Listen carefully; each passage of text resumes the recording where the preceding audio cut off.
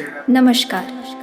वक्रतुंड महाकाय सूर्यकोटि समप्रभ निर्विघ्नं कुरु मे देव सर्व कार्येषु सर्वदा। भगवान गणेश को एक दंत कहा जाता है क्योंकि उनका एक दांत टूटा हुआ है। भगवान गणेश के एक दांत टूटने की बहुत पौराणिक कथा है। जब महर्षि वेदव्यास महाभारत लिखने के लिए बैठे तब उन्हें एक व्यक्ति की जरूरत थी जो उनके बोले हुए वाणी को लिख सके। इस कार्य के लिए उन्होंने भगवान गणेश जी का चुनाव किया, लेकिन उन्होंने एक शर्त रख दी कि उनकी लेखनी रुकनी नहीं चाहिए। गणेश जी बोले, अगर आप एक बार भी रुकेंगे तो मैं लिखना उसी समय बंद कर दूंगा।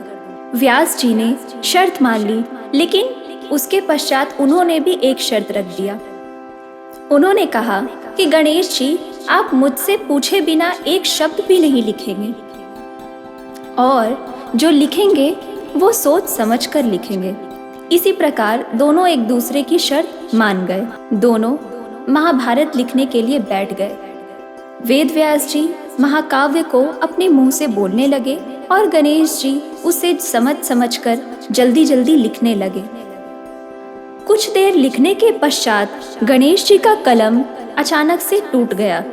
कलम महर्षि के बोलने की तेजी को संभाल ना सका। गणेश जी को ये समझ आया कि उन्हें थोड़ा सा खुद पर गर्व हो गया था और वो महर्षि के ज्ञान को समझ नहीं पाए थे। उसके बाद गणेश जी ने अपना एक दांत धीरे से तोड़ दिया और उसे स्याही में डुबाकर महाभारत दोबारा से लिखने लगे। जब भी वेदव्यास जी को थकान महसूस होता, वो एक मुश्किल सा छंद बोल देते, जिसको समझने और लिखने के लिए गणेश जी को और भी ज्यादा वक्त लग जाता था। इसी प्रकार महर्षि को भी आराम करने का समय मिल जाता था। महर्षि वेदव्यास जी और भगवान गणेश जी को महाभारत लिखने में 3 वर्ष लग गए। भविष्य पुराण की कथा के अनुसार गणेश जी ने अपने नटखटपन से भगवान कार्तिकेय को परेशान कर दिया था। क्रोधित होकर कुमार कार्तिकेय जी ने भगवान गणेश जी का एक दांत तोड़ दिया था। जब गणेश जी ने इसकी शिकायत भगवान शिव से की, तब कार्तिकेय जी ने उनके दांत वापस कर दिए। लेकिन भगवान कार्तिकेय ने भगवान गणेश को एक शाप भी दे दिया।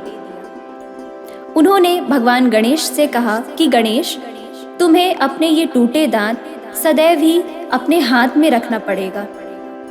अगर आपने इस दांत को खुद से अलग किया तो आप उसी क्षण भस्म हो जाएंगे। धन्यवाद।